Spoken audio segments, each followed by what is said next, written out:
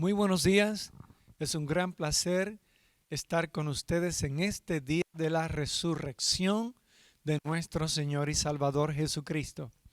Lo celebramos con mucho gozo, con mucha alegría y sobre todo con un espíritu triunfante. Oramos por todos ustedes antes de empezar este servicio. Y quisiera ir directamente a Primera de Corintios, al capítulo 15, el versículo del 1 al 6, que dice de la siguiente forma.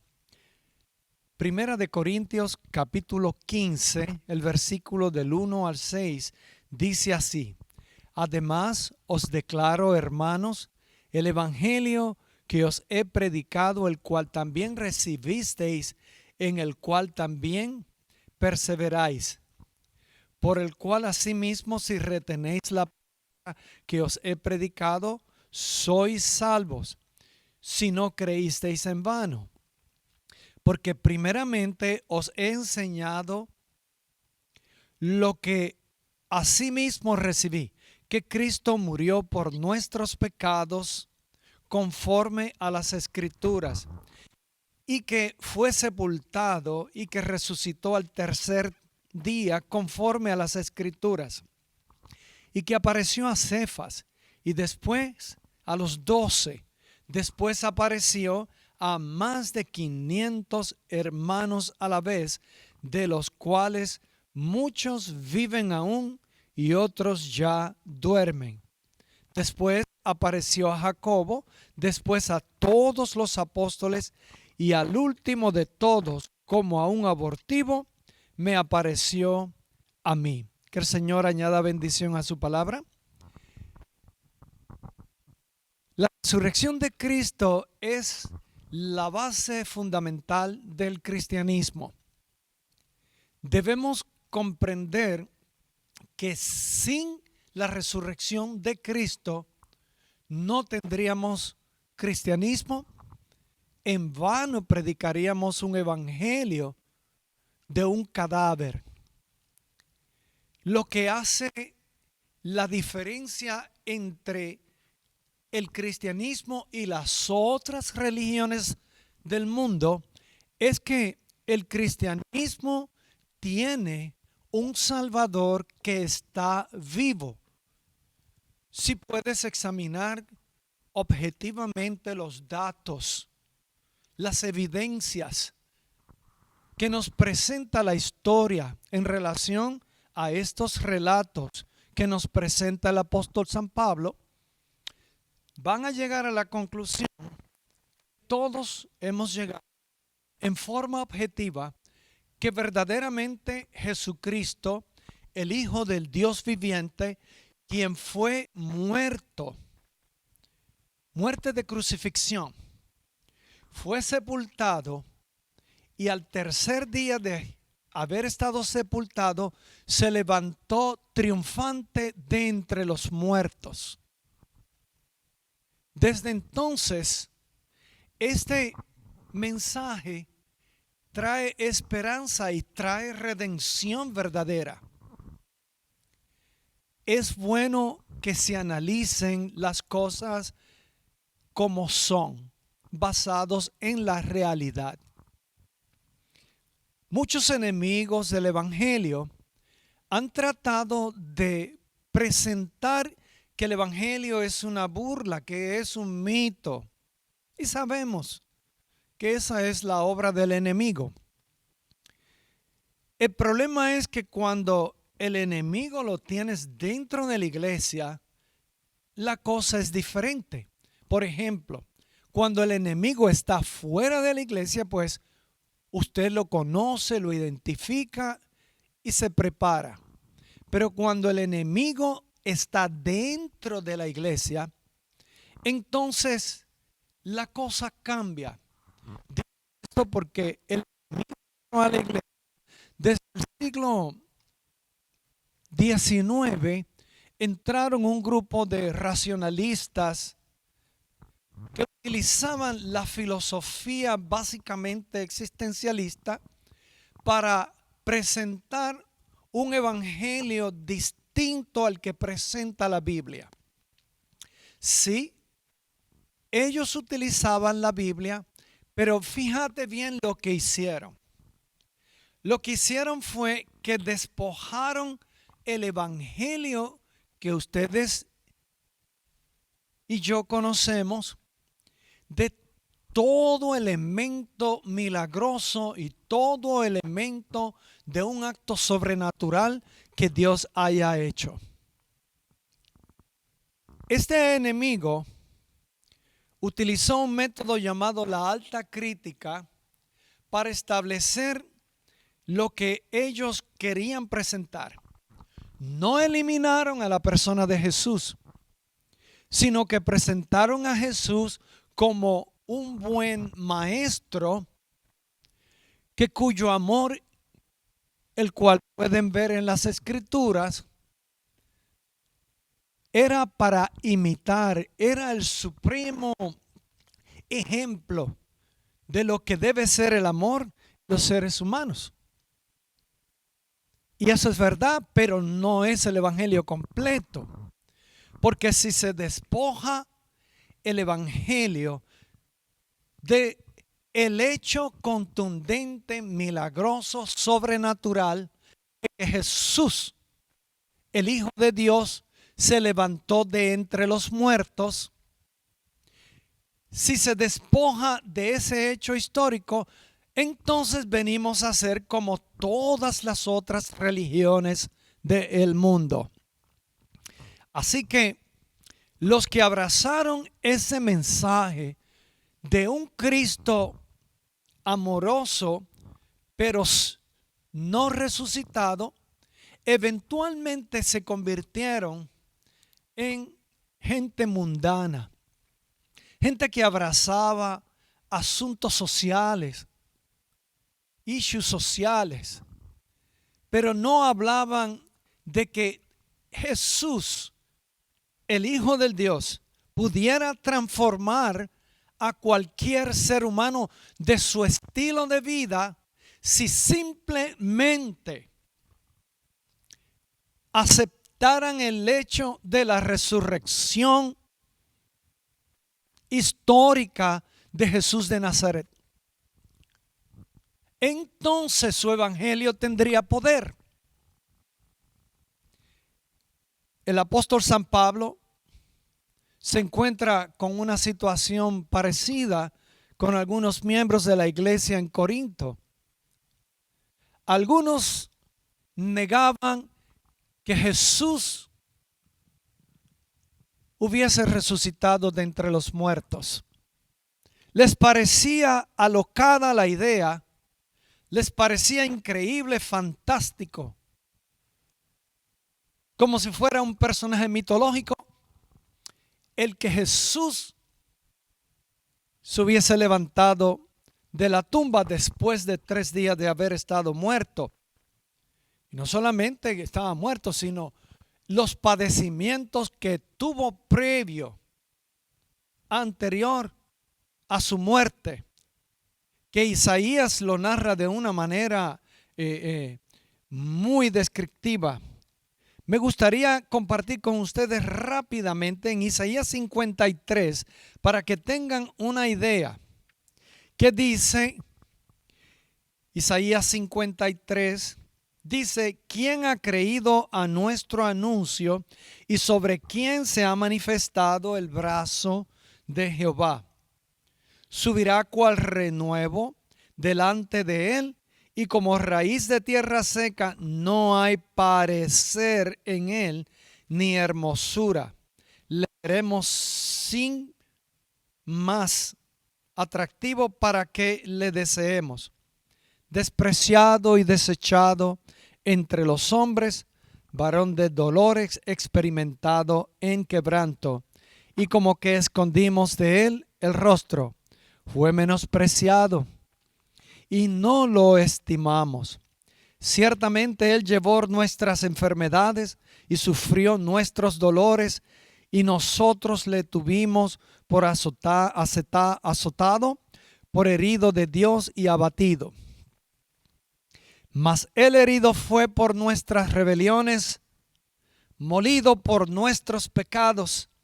el castigo de nuestra paz fue sobre él, y por su llaga fuimos nosotros curados. Todos nosotros nos descarriamos como ovejas, cada cual se apartó por su camino, mas Jehová cargó en él el pecado de todos nosotros. Y si ustedes miran un poquito más atrás, se va a encontrar que Isaías 52, el versículo 14, dice: ¿cómo se asombraron de ti muchos, de tal manera fue desfigurado de los hombres su parecer, y su hermosura más que la de los hijos de los hombres? El cuadro que presenta es un cuadro tétrico, triste. O aún así, dentro de este cuadro, Cristo paga en la cruz del Calvario el pecado de todos nosotros. Su sangre derramada ahí en el Calvario es la que expía, cancela el pecado nuestro cuando nosotros creemos que Jesucristo murió por nosotros y recibimos su regalo de salvación y vida eterna, su perdón. Hace varios años atrás estaba en la ciudad de Orlando, Florida, y escuché a un pastor bastante conocido, donde él dijo lo siguiente, cito: no importa si Jesús resucitó o no resucitó, lo importante es que Él vive en tu corazón. Observa lo que se ha dicho ahí, en esta cita.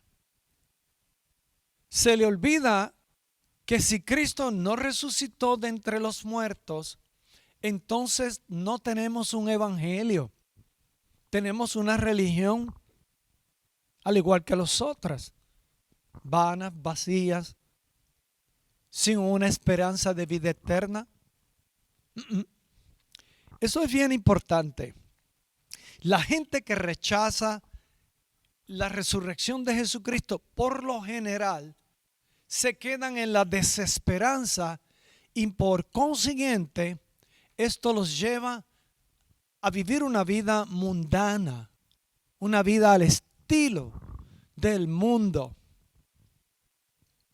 Y Jesucristo simplemente viene a ser un personaje mitológico, filosófico, para buena conducta, de valores y ética, que lo es, y que fue un buen maestro, sí, pero es más que eso.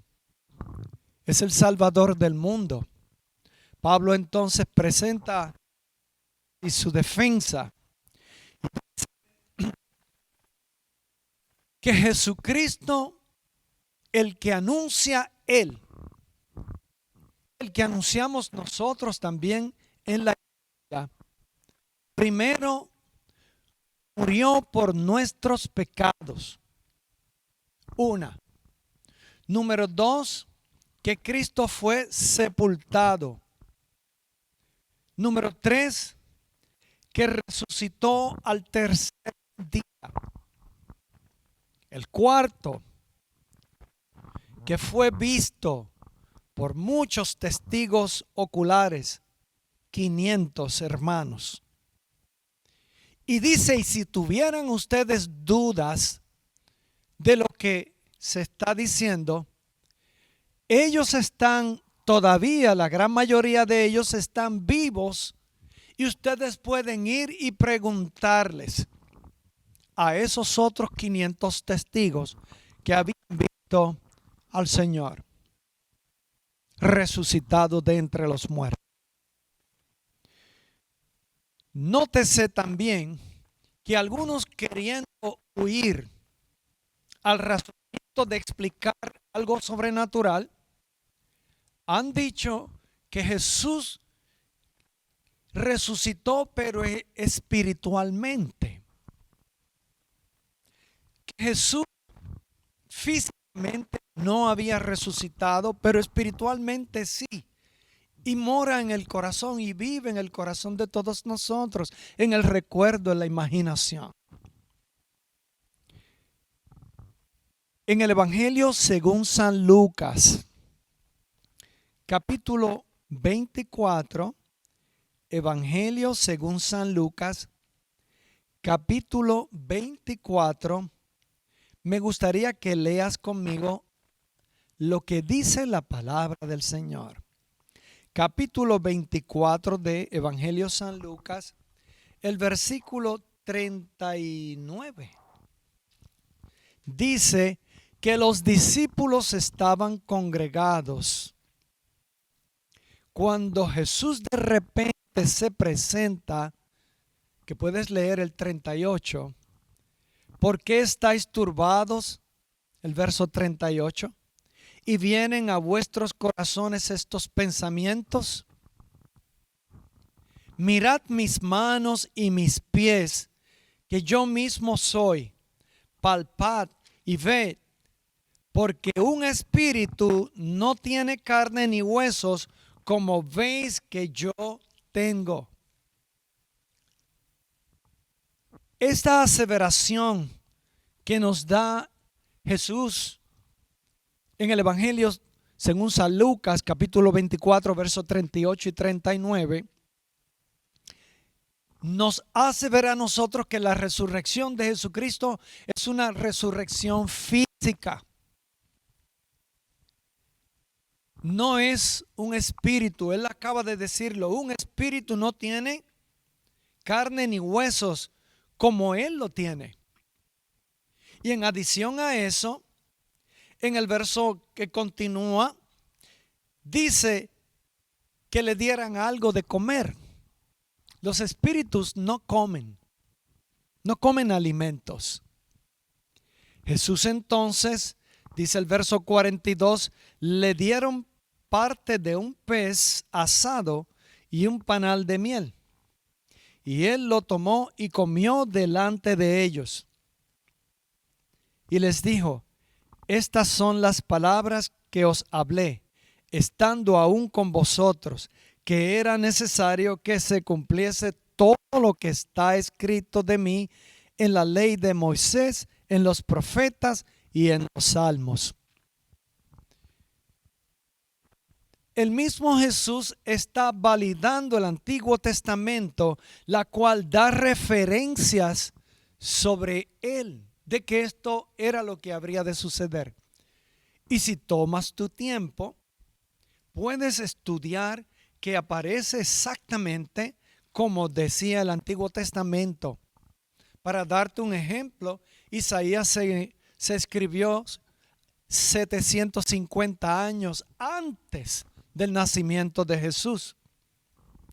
Y se cumple a exactitud, donde nos habla a nosotros que como cordero fue llevado a un matadero. Y eso se cumplió y eso es lo que Pablo nos dice. Tenemos un Salvador que se puede palpar. Nos dice Pablo, nos dice Lucas, nos dicen Juan en su primera epístola, cuando se habla sobre al respecto. Aquellos que tratan de negar la resurrección de Jesucristo confrontan una serie de problemas que ellos tienen que dar respuestas y respuestas razonables. Por ejemplo, un dato importante en todo esto: ¿por qué la tumba estaba vacía? ¿Por qué? Recuerda bien, en el Evangelio según San Mateo, nos dice a nosotros que los religiosos fueron donde Pilato y le dijeron a Pilato que sellara la tumba porque no fuera que los discípulos se fueran a robar el cadáver y luego decir que estaba vivo. Así que pusieron guardias de la corte de Pilato para que durante esos días estuvieran en vigilancia total de esta tumba. Y en esa tumba también nos dicen que nunca se había enterrado a nadie. Era un lugar donde José de Arimatea había reservado para enterrar ahí al Señor Jesucristo. Pusieron una piedra que pesaba toneladas y la sellaron y la guardia estaba allí. Lo siguiente: el domingo en la mañana la tierra tiembla, la piedra es removida, el Señor sale de la tumba triunfante.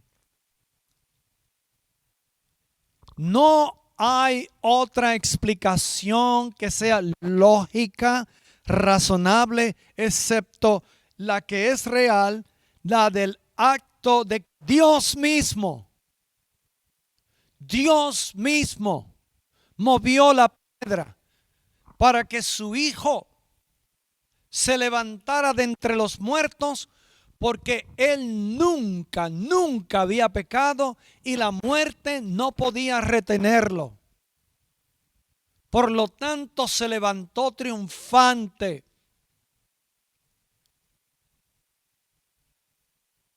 Y aquellos que usan la incredulidad para tratar de explicar esto, se inventan teorías que no nos da el tiempo para hablar de cada una de ellas y cómo cada una de ellas se caen. Porque es completamente irracional el decir que los discípulos se robaron el cadáver. Si ellos estaban totalmente desilusionados, ¿para qué se lo habían de robar? Número 2, unos discípulos que estaban atemorizados. Discípulos que no tenían el entrenamiento militar para enfrentarse a los romanos, a soldados entrenados precisamente en defender y matar. ¿Sí? ¿Y cómo iban a mover una piedra que pesa toneladas sin despertar a los guardias? El testimonio de los incrédulos, los ateos irracionales, es completamente falto de sabiduría y de inteligencia, porque lo único razonable aquí es lo que nos dice la Escritura. Dios mismo lo levantó de entre los muertos. Por eso es que el libro de los Hechos, mira bien, que sirve de testimonio. En el libro de los Hechos, en el capítulo 2, dice la Biblia,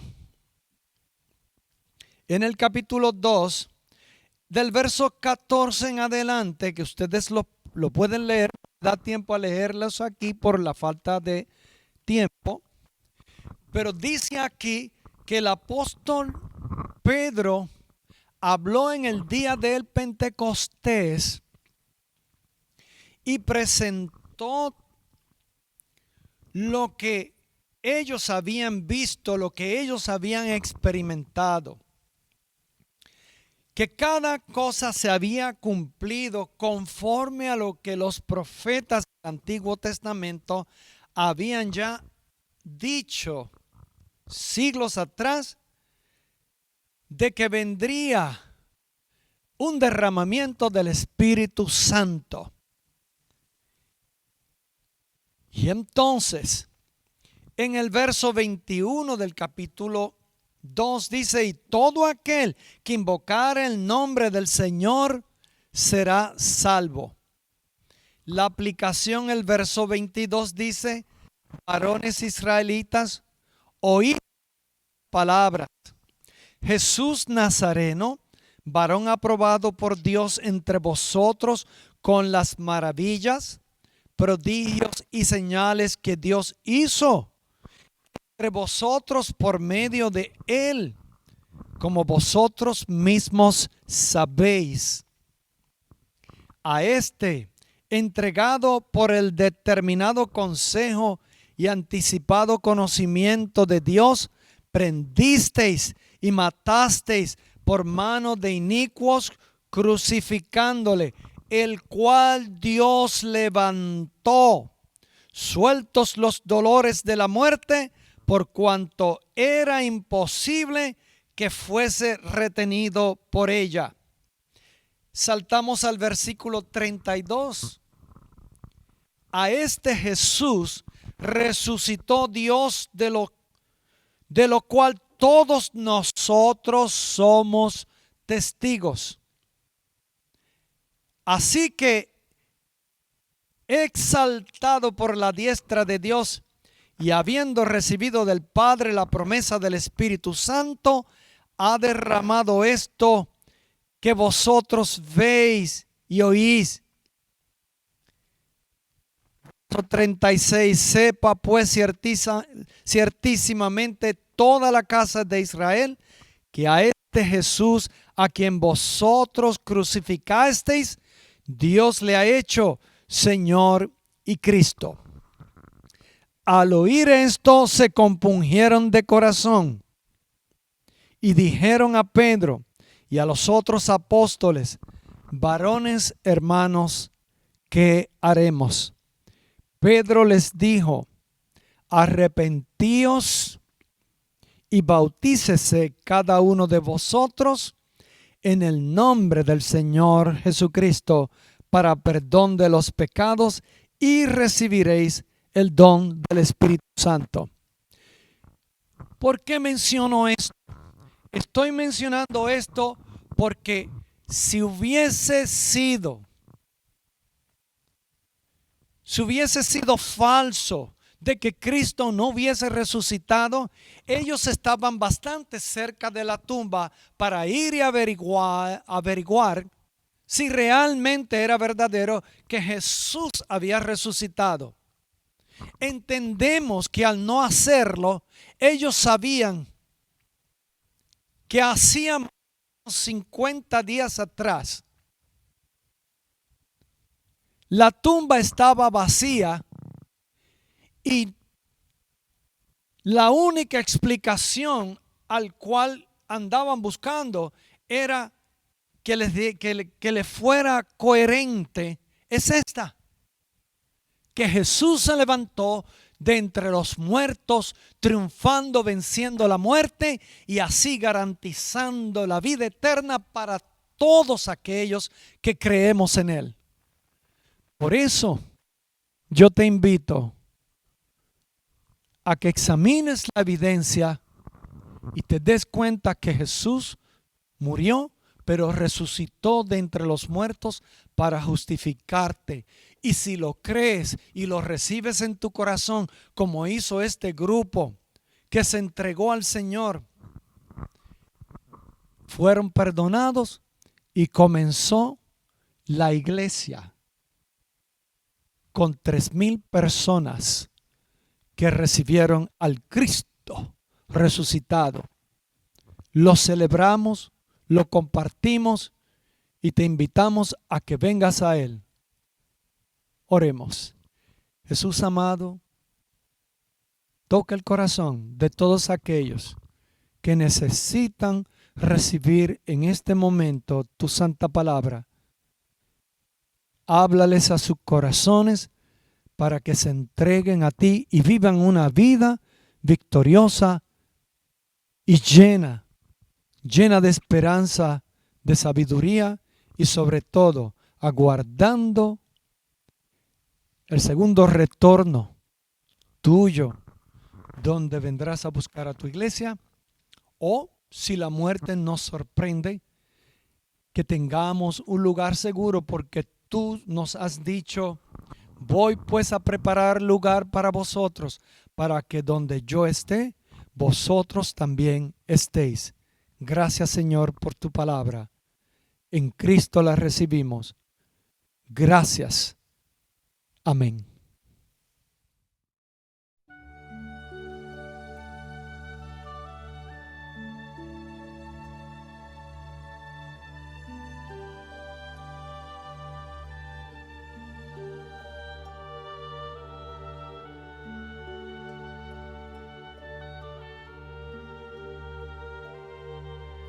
Alzaré mis ojos a los montes, ¿de dónde vendrá mi socorro? Mi socorro viene de Jehová,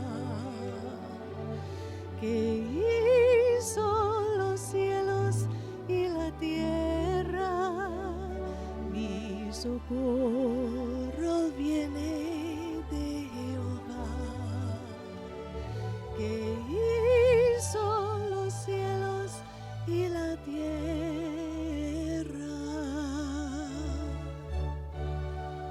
No dará su pie al resbaladero, ni se dormirá el que te guarda. He aquí no se adormecerá ni dormirá el que guarda